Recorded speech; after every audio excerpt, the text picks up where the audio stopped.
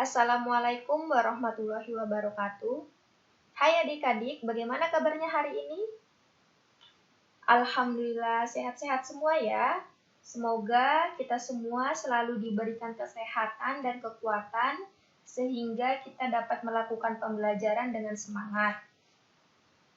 Puji syukur kehadirat Allah Subhanahu wa Ta'ala karena hari ini kita masih diberikan banyak sekali kenikmatan, khususnya nikmat iman, Islam, dan nikmat sehat, sehingga kita dapat bertemu di pelajaran pendidikan agama Islam pada pagi hari ini ya. Oke, bagi adik-adik semua yang belum melakukan absensi, silakan melakukan absensi terlebih dahulu di grup kelas. Hari ini kita masuk bab selanjutnya, yaitu bab 2, meraih berkah dengan mawaris. Meraih berkah dengan mawaris.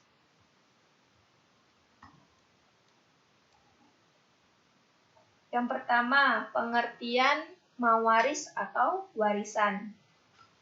Jadi, warisan atau ketentuan dalam waris, dalam Islam, Allah Subhanahu wa Ta'ala telah mengatur ketentuan waris ini bahkan dalam sebuah disiplin ilmu. Ada disiplin ilmu khusus yang mempelajari tentang warisan, yaitu ilmu faraid. Ilmu faraid namanya ya. Ilmu faraid itu adalah ilmu yang mempelajari tentang warisan. Dan perlu dicatat, ilmu yang mengajarkan kita tentang warisan itu ataupun peraturan-peraturan yang mengatur segala hal warisan itu adalah sebuah ketentuan, bukan keinginan. Jadi itu semua adalah sebuah ketentuan, bukan keinginan, tapi ketentuan. Allah Subhanahu wa Ta'ala telah menetapkan dalam Al-Quran bagian-bagiannya. Jadi itu adalah sebuah ketentuan yang mana nanti insya Allah akan dibagi. Kita akan belajar lebih mendalam, ada mendalam bagian-bagiannya, ada yang mendapatkan seperempat, setengah, dan seterusnya. Itu adalah sebuah ketentuan ya, perlu dicatat. Oke, lalu apakah yang disebut waris ini ketika orang sudah meninggal mengatakan, oh harta ini untuk si A, kemudian kebun ini untuk si B, apakah itu waris? Nah, itu bukan waris, itu adalah wasiat. Jadi waris itu adalah sebuah ketentuan, bukan keinginan. Jadi adik-adik sebelum masuk materi, kita merenung terlebih dahulu ya. Ada banyak sekali hal terjadi di masyarakat kita sekarang ini. Bahwa ketika seorang meninggal, orang tua dari si A, B, C, dan D meninggal. Yang terjadi mayoritas adalah A, B, C, dan D berebut harta warisan. Betul ya?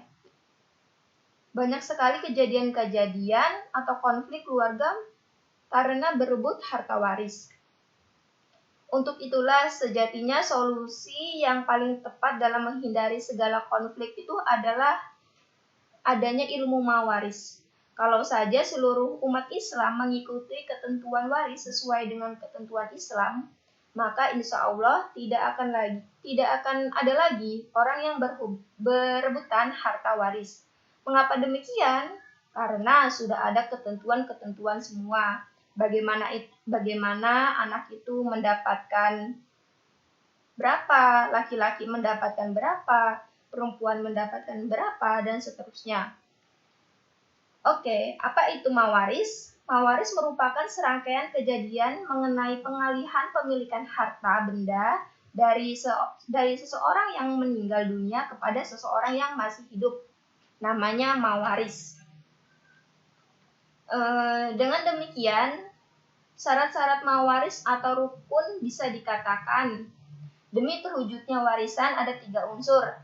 Pertama, orang yang meninggal atau yang disebut pewaris atau yang mewarisi. Yang kedua, ada harta yang dimiliki orang yang meninggal tersebut.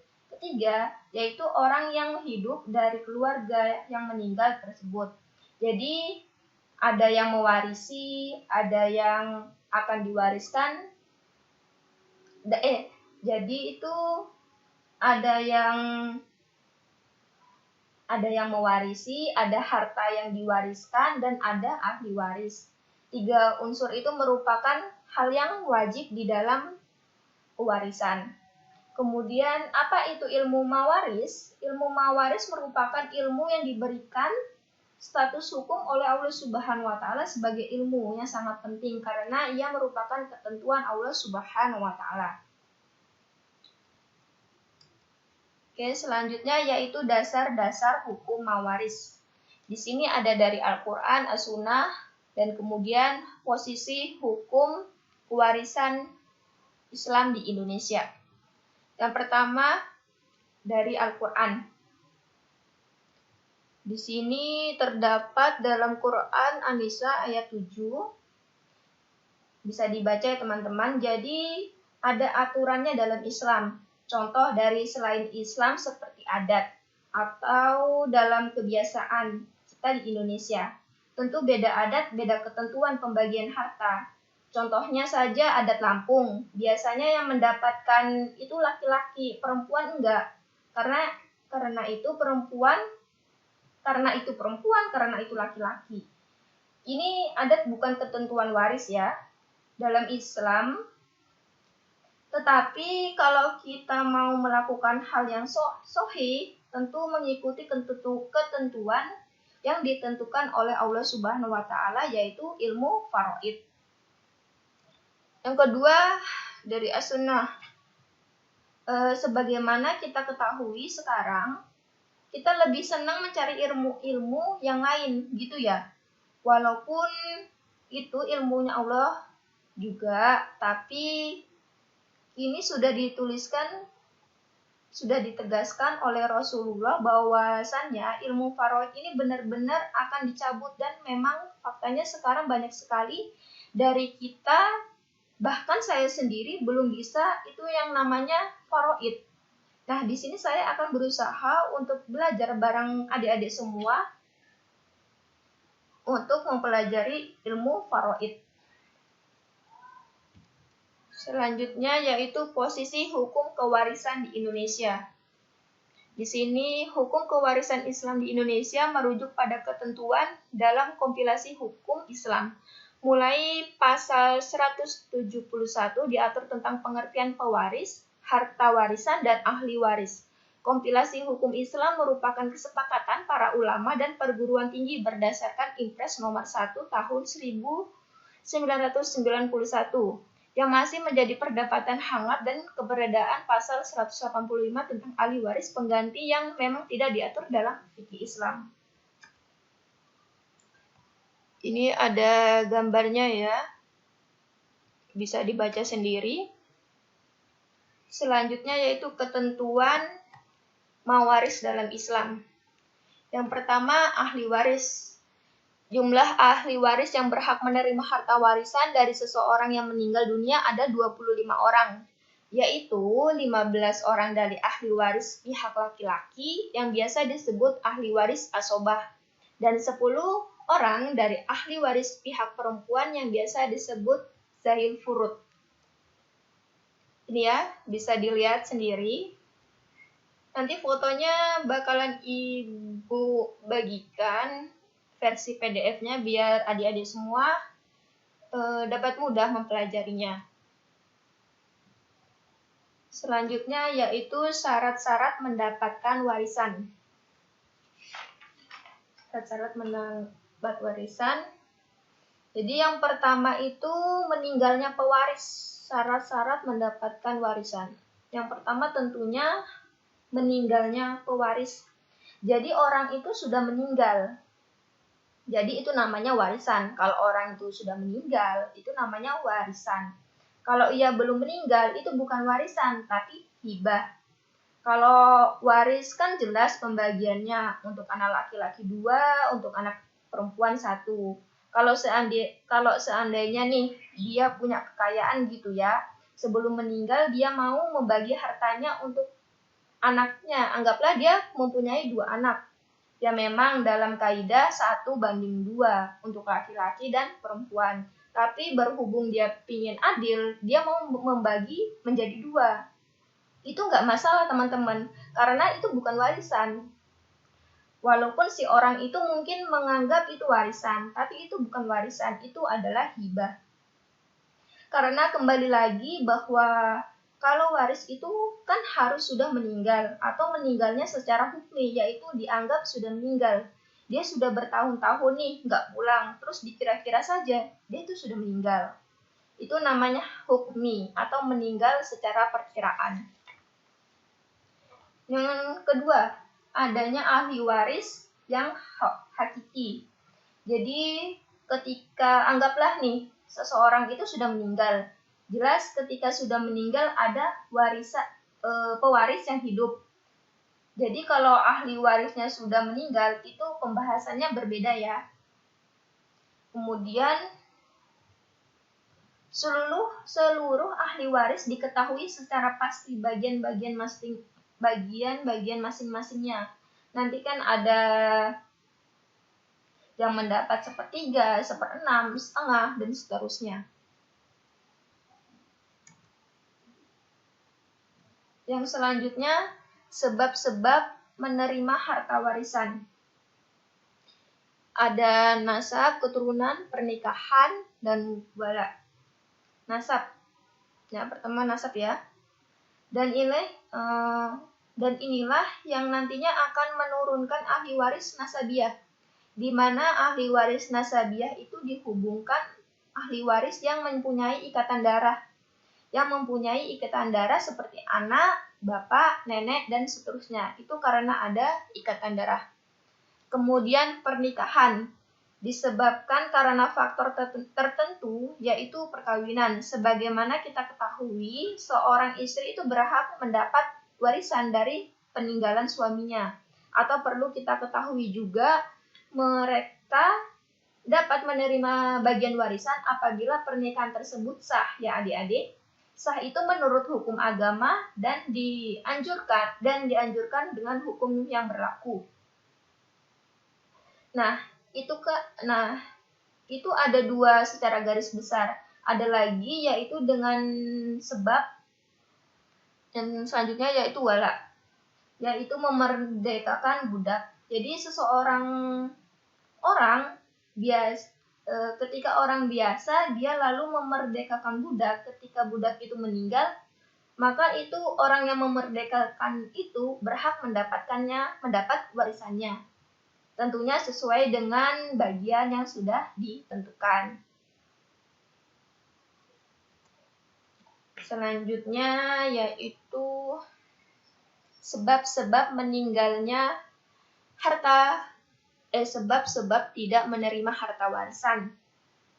Di sini ada perbudakan. Budak itu tidak berhak menerima warisan dari majikan walaupun sudah dianggap keluarga. Selanjutnya pembunuhan. Misalnya ada orang yang jahat gitu ya. Walaupun seseorang itu membunuh, ada seseorang contohnya ya, ada seorang anak yang membunuh ayahnya. Walaupun tadinya ia berhak menerima warisan, tetapi karena dia membunuh, dia nggak berhak lagi untuk menerima warisan itu. Kemudian murtad. Jadi seorang ayah yang muslim atau anaknya yang murtad itu tidak berhak menerima warisan. Kemudian ada perzinahan dan lian. Selanjutnya yaitu ketentuan pembagian harta waris. Ahli waris zawil furud. Di sini ada yang mendapatkan setengah. Suami, jika istri yang meninggal tidak ada anak laki-laki, cucu perempuan atau laki-laki dari anak laki-laki. Yang kedua, anak perempuan jika tidak ada saudara laki-laki atau saudara perempuan. Cucu perempuan jika sendiri tidak ada cucu laki-laki dari anak laki-laki. Jadi bisa dibaca sendiri ya. Di sini ada yang mendapatkan 1/4, 1/8, 2/3, 1/3, dan 1/6. Kemudian yang selanjutnya yaitu ahli waris asobah. Ahli waris asobah ini merupakan perolehan bagian dari harta warisan yang tidak ditetapkan bagiannya dalam urut yang 6, seperti setengah, seperempat, sepertiga, 2/3, 1/6, dan 1/8. Tetapi mengambil sisa warisan setelah asbabul furud, mengambil bagiannya. Ahli waris asobah bisa mendapatkan seluruh harta warisan jika ia sendirian, atau mendapatkan sisa warisan jika ahli waris lainnya tidak mendapatkan atau tidak mendapat apa-apa jika harta warisan tidak tersisa. Ahli waris asobah terbagi menjadi 2, yaitu hubungan nasab, yang kedua karena sebab. Asobah bin nas itu ada asobah bin an-nafsi, asobah bil gair, asobah ma'al gair. Asobah bisabab karena sebab. Ini jika semua ahli waris laki-laki berkumpul, maka yang berhak mendapatkan warisan hanyalah 3 orang, yaitu ayah, anak laki-laki, dan suami. Dengan pembagiannya, ayah 1/6, suami 1/4, dan sisanya anak laki-laki, yaitu asobah ya. Yang kedua, jika semua ahli waris berkumpul, maka yang berhak mendapatkan warisan adalah 5 orang, yaitu istri 1/8, ibu 1/6, dan anak perempuan. Dan sisanya saudara perempuan sekandung sebagai asobah. Dan yang terakhir, jika terkumpul semua ahli waris laki-laki dan perempuan, maka yang berhak mendapatkan warisan adalah 5 orang, yaitu ibu, bapak, anak laki-laki, dan anak perempuan. Untuk pembagiannya bisa dibaca sendiri. Mungkin itu aja yang dapat Ibu sampaikan. Kurang lebihnya mohon maaf. Wabillahi taufiq wa hidayah. Wassalamualaikum warahmatullahi wabarakatuh.